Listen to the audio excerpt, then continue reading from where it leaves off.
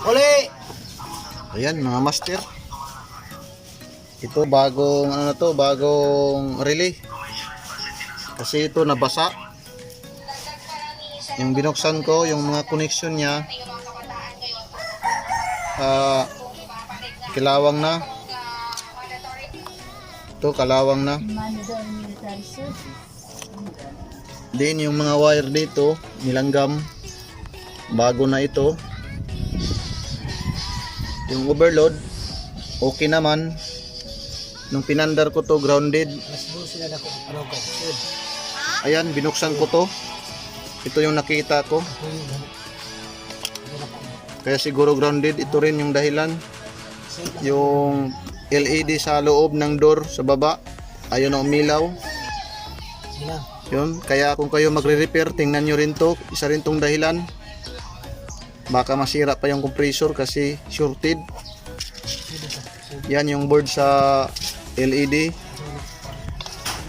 Din ito, kinalawang na rin. Mamaya ipaandar ko to ulit. Titingnan natin kung mag-grounded pa ba. Obserbahan natin kung lumalamig. Ayan, okay na to. Inairingan ko na ng bago. Ayan.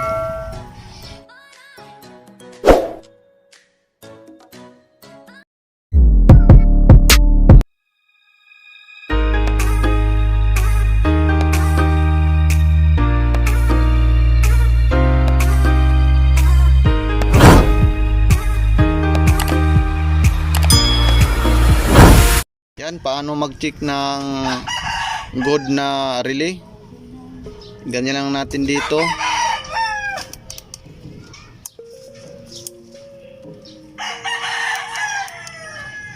Yan. Ayan, may tunog siya. Kaya pag ilagay mo dito, tutunog siya. Tapos alog-alogin mo kung diretso-diretso ba yung tunog niya. Pag patay-patay, ibig sabihin may tama na yung relay. Ayan, check natin ng overload. Paano i-check yung overload? Ito. Ayan. Tingnan natin buffer. Ayan, wala. Dapat to may buffer. Ayan, meron. Yan yung tamang relay. Overload mag-check.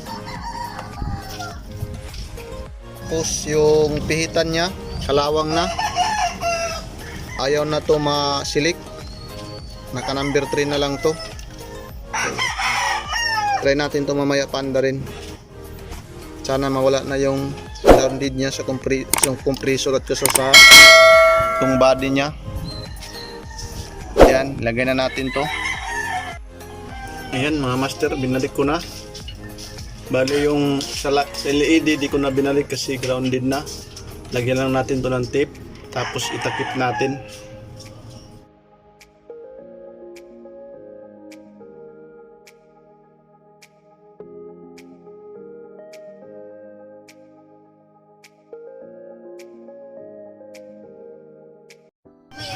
Ayan mga master, naibalik ko na. Kung magbukas kayo, nandito yung dalawang screw. Diyan lang kayong tingin. Titesting na natin to ngayon. Ayan na ka-master, pinaandar ko na. Kung makikita natin, yung amperahe niya is 1.116. Kung titingnan natin dito sa spec niya, ayan is 1.06 amperes. Ayan master, wala nang grounded. Pati sa motor wala na ring grounded. Ito, kanina dito mahawakan. Nangangagat. Ngayon wala na. Kasi ito yung dahilan niya kasi naga-grounded siya kasi shorted na tong board na to para sa door LED light emitting diode. Ayan mga master, naglagay ako ng baso sa may tubig. Kung titingnan natin dito, nag-moisture na yung gilid. Ang bilis lumamig. Tapos yung baso, ayan, nag-moisture, absorb na din, nag-moisture. Ayan, ang lakas, lumamig agad. Ayan mga kamaster, kalipas ng mga 30 minutes, makikita natin yung ampere is bumaba na siya.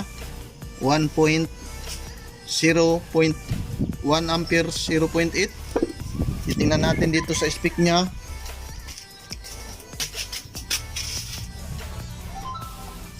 Ayan, 1.06 amperes. Buksan natin kung lumamig na ba yung nilagay natin na tubig matapos natin maobserbahan ng ilang minuto. Ayan, kung makikita nyo, nag-moisture na siya. Tapos ayan sa gilid, ayan yung lamig niya lumalabas na. Ayan sa taas, ayan, okay na to, kondisyon na to. Sana may natutunan kayo sa video na ito. Maraming salamat. Ayan oh, lumamig na yung baso, nag-moisture na. Ayan. Hanggang dito lang yung video ko. Maraming salamat sa inyo.